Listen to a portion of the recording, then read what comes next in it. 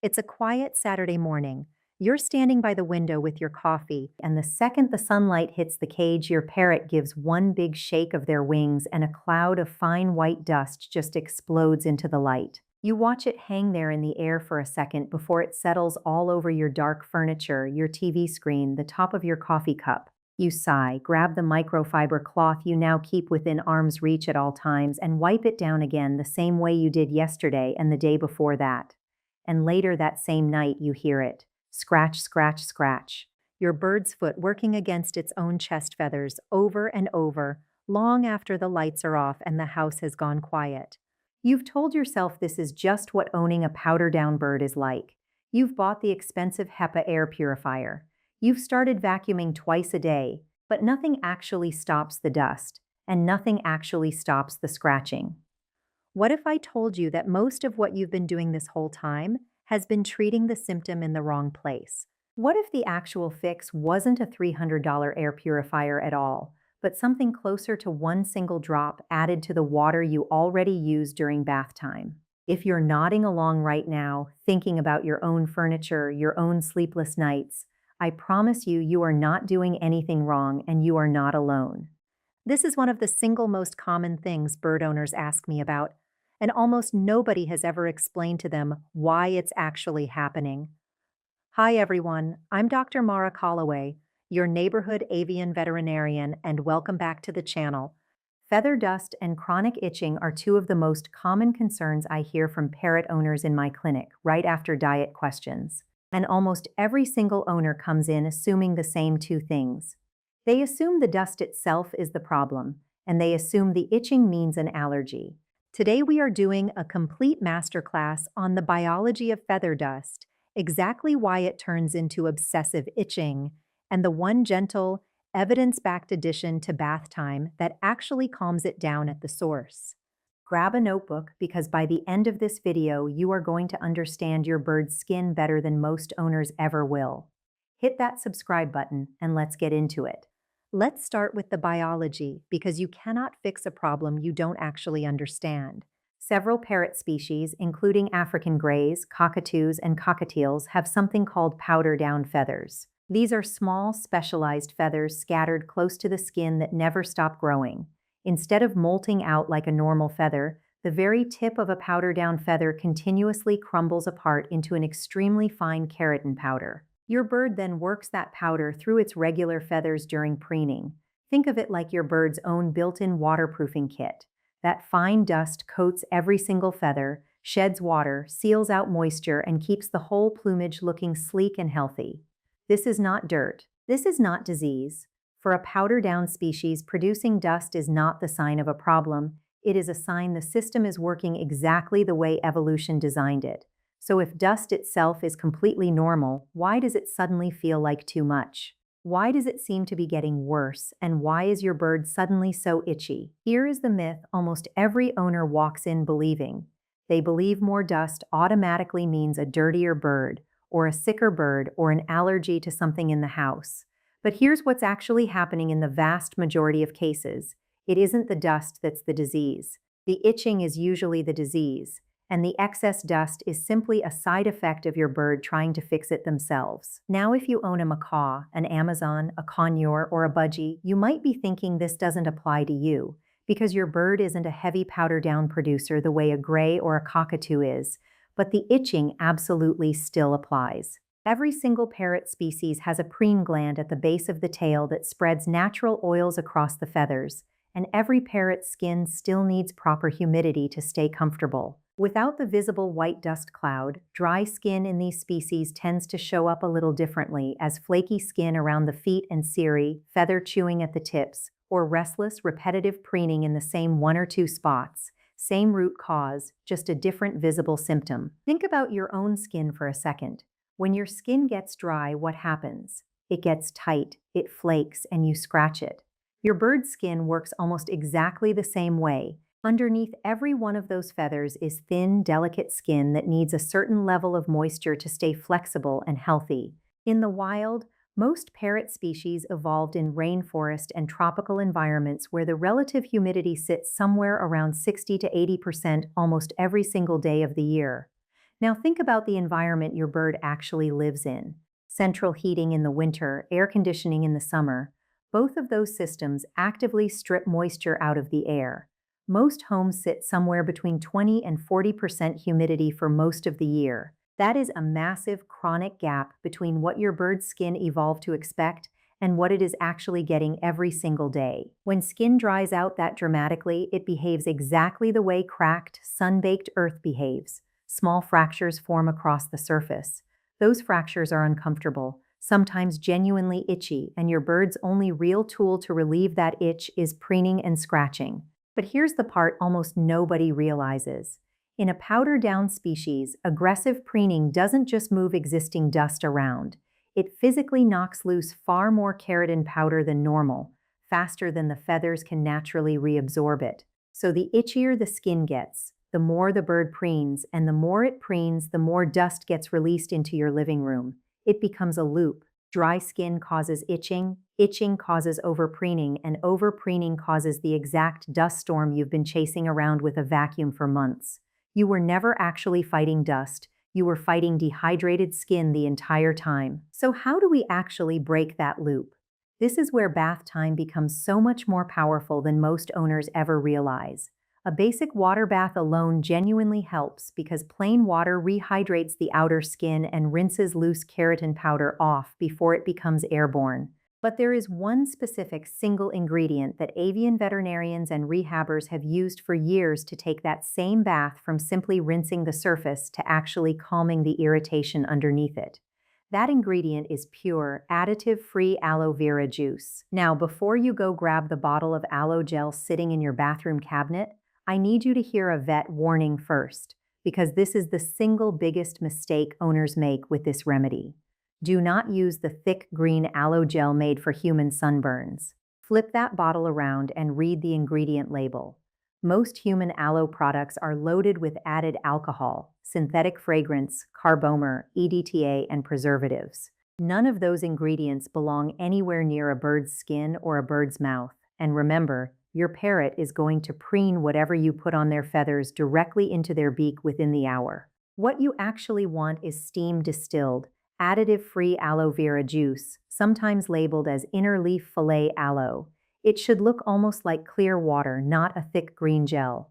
If you rub a drop between your fingers and it feels oily or sticky, that is not the right product. Here is exactly how to use it. Take a clean spray bottle you have never used for any chemical or cleaning product. Fill it with plain, filtered, room temperature water. For every 4 parts of water, add 1 part of that pure aloe vera juice. If you prefer working with a shallow bath dish rather than a mist, the same ratio applies there too. A single drop of concentrated aloe truly does go a long way here, so resist the urge to add more thinking it will work faster. Give the bottle a gentle shake and mist your bird from about 12 inches away during their normal bath time, keeping the spray away from the eyes, the nostrils, and the beak opening. The goal is a light, even misting that leaves the feathers damp, not soaked or dripping. Why does this specific ingredient actually work, and not just feel like a nice ritual? Aloe vera contains natural compounds, including polysaccharides and amino acids, that penetrate into the outer layer of skin and draw moisture into it, the same way a humectant works in human skincare. It also contains a compound called magnesium lactate, which has been shown to interrupt the release of histamine, the chemical your bird's body releases that actually triggers the itch sensation in the first place. So instead of just rinsing dust off the surface, you are directly calming the chemical signal that is driving your bird to preen so aggressively in the first place. Over repeated bathing sessions, many owners notice the scratching softens within 1 to 2 weeks, simply because the skin underneath finally has the moisture it needed the whole time. But timing matters just as much as the ingredient itself, and this is where a lot of owners accidentally undo all of that good work. Always bathe or mist earlier in the day, never right before bedtime. A bird that goes to sleep still damp can lose body heat overnight, and in cooler months that alone can be enough to trigger a respiratory chill. Give your bird several hours of warm, draft-free time after their bath to fully dry and preen that aloe mixture through their feathers on their own. Never point a hot hair dryer at them to speed things along. If you genuinely need to help the drying process, a warm room and a fan set on low, Positioned so it circulates air without blasting directly on the cage is more than enough. One more critical vet warning before we move on, because I take your bird's safety seriously. Never, under any circumstances, use essential oils on or around your bird, even ones marketed as calming or natural. This includes tea tree oil, eucalyptus, peppermint, citrus oils, and cinnamon. A parrot's respiratory system is built completely differently from ours. Birds have rigid lungs connected to a series of air sacs that keep air constantly moving through their body, even as they exhale, which makes them extraordinarily efficient at absorbing anything in the air around them, including toxins. There are documented veterinary case reports of pet parrots developing fatal lung inflammation simply from essential oils being used in a diffuser in a nearby room overnight. Please stick to pure aloe vera juice and plain water, nothing more. Fixing the bath is step one, but if you stop there, the itching will creep right back within a few weeks. We have to fix the environment the skin is living in every single day. Grab a simple digital hygrometer, they cost just a few dollars, and place it near your bird's cage. If that number reads below 40%, especially during winter heating season, that alone could be driving most of your bird's dry skin. A cool mist humidifier placed near but never directly aimed at the cage can bring that number back up into a healthier range. And on top of the humidifier, keep offering that light aloe misting 2 to 3 times a week, not daily. Their skin needs consistent moisture, but daily bathing can actually strip the natural oils their preen gland works so hard to spread, so more is not always better here. While we're talking about root causes, we have to talk about diet, because this is the piece almost every owner overlooks completely. Skin and feather health is directly tied to 2 nutrients, vitamin A and essential fatty acids. Parrots on a diet that is mostly dry seed mix are almost always deficient in vitamin A because seeds are naturally low in it. Vitamin A deficiency causes exactly the kind of dry, flaky skin and dull, brittle feather texture we've been talking about this entire video. The fix here does not require any supplements or medication. It requires color on the plate. Dark leafy greens like kale and dandelion greens, orange vegetables like sweet potato and butternut squash, and red bell pepper are all naturally rich in beta-carotene, which your bird's body converts into usable vitamin A. But moisture and vitamin A are only half the picture. Feathers themselves are built almost entirely from protein and structural fats, so a diet that's genuinely low in healthy fat will produce brittle, dull feathers no matter how humid your home is. A small amount of unsalted flaxseed, chia seed, or a few crushed unsalted walnuts sprinkled over their regular meal a couple of times a week provides the omega fatty acids their skin needs to build strong, flexible feather structure from the inside. A high-quality pelleted diet formulated specifically for your species should also make up the majority of the bowl, with seeds used more sparingly as a treat rather than the entire meal. Skin that is properly nourished from the inside holds moisture far better, no matter how good your bath routine is. We've covered the bath, the environment, and the bowl.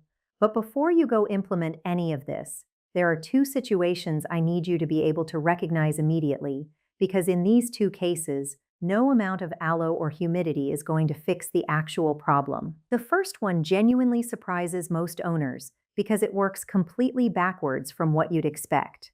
We've spent this entire video talking about too much dust, but in powder-down species like African greys and cockatoos, a sudden and noticeable decrease in dust, where feathers that used to look chalky and matte suddenly look unusually glossy or wet-looking, can actually be one of the earliest visible signs of a serious viral condition called cytosine beacon feather disease. This virus specifically damages the follicles that produce feathers and powder down, most often in young birds. If your normally dusty gray or cockatoo suddenly stops producing much powder at all, alongside abnormal-looking new feathers coming in, that is not a moment for home remedies. That needs blood work and an avian vet as soon as possible. The second red flag is texture, not amount. Regular feather dust is fine, dry, and almost invisible once it settles. If instead you're noticing thick, crusty, honeycomb-like buildup specifically around the beak, the legs, or the feet, that is a different problem entirely, most commonly a mite infestation, sometimes referred to as scaly face or scaly leg mite. Unlike ordinary dryness, that crust tends to spread slowly over weeks, often starting right at the corners of the beak or up around the cirri, and it will not soften or improve no matter how much you bathe or moisturize. That crusty texture will not respond to aloe or humidity. It requires an accurate diagnosis and a prescribed treatment from your vet, since the medication needed is specific and dosed by body weight. The reassuring news is both of these conditions are very treatable and very manageable when they're caught early, which is exactly why understanding what normal dust looks like matters so much. It lets you spot the moment something looks genuinely different. Let's bring this all together into one simple plan you can start today. Step 1. Stop chasing the dust itself and start supporting the skin underneath it. Step 2. Prepare that simple aloe vera spray, 1 part pure additive-free aloe vera juice to 4 parts filtered water, and mist your bird from 12 inches away during bath time 2 to 3 times a week. Step 3. Get a cheap hygrometer, and if your home is sitting below 40% humidity, bring in a cool mist humidifier near the cage. Step 4. Look at what's actually in the food bowl and start adding real vitamin A-rich vegetables alongside a quality pelleted diet, not just seed. And step 5, know the 2 red flags: a sudden drop in dust production in a normally dusty species, or crusty buildup around the beak and legs, and if you see either one, call your avian vet instead of reaching for another home remedy. I know this was a lot of biology for one video, but understanding why something happens is always the fastest path to actually fixing it, instead of just managing it forever. Your bird has been trying to tell you something every single time they scratch late at night, and now you actually know how to listen. If this masterclass helped you understand what's really happening under those feathers, do me a favor and hit that like button. It genuinely helps this kind of evidence-based information reach more bird owners instead of the confusing myths that are unfortunately still everywhere online. Subscribe so you don't miss the next deep dive, and leave me a comment below. I want to know, which species are you working with? And have you noticed that dust cloud getting worse indoors during certain seasons? I read as many comments as I possibly can. Give your feathery friend a gentle little head scratch for me tonight. Keep that humidity up, and I will see you all in the next video.